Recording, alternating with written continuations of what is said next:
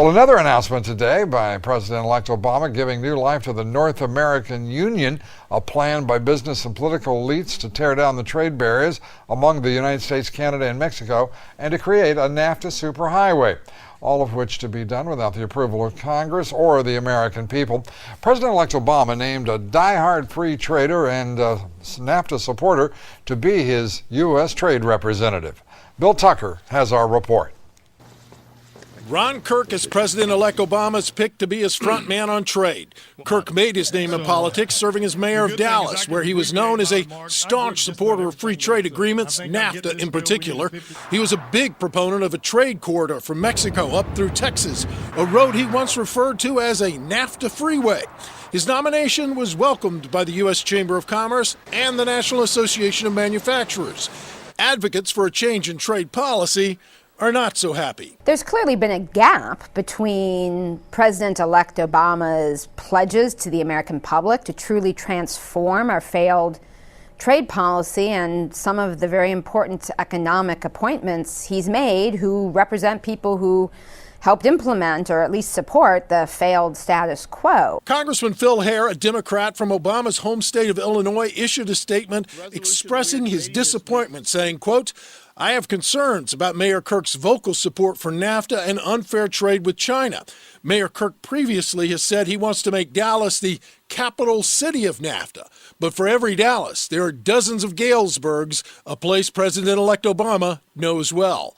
Maytag, the appliance maker, was once the largest employer in Galesburg, Illinois, until it moved 1,600 jobs to Mexico. Critics say the appointment falls in line with others by Obama, and they don't like what they see. If you look at President Obama's economic team, they have all been enthusiastic supporters of outsourcing-focused trade policy agreements that have exported not only good jobs from American shores, but high-value, technology-intensive production. Our current trading policies have created a near $1 trillion deficit and have been blamed for the loss of millions of American jobs that have moved to low-wage countries. Now, the apparent contradiction in Obama's words and actions has activists on another front worried. Last February, Obama pledged that he would resume the Security and Prosperity Partnership talks between Mexico and Canada that President Bush initiated. He also said the talks will be transparent. Those opposed to the North American Union say that now whether he will or will not deliver on that promise becomes something they doubt.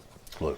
Well, this is early on. The president-elect is starting to look like, it's starting to look when it comes to trade. As Lori Wallach, the public citizen, pointed out, Global Trade Watch, the old boss is starting to look a lot like the new boss when it comes to the issues of offshoring, free trade. This is troubling indeed.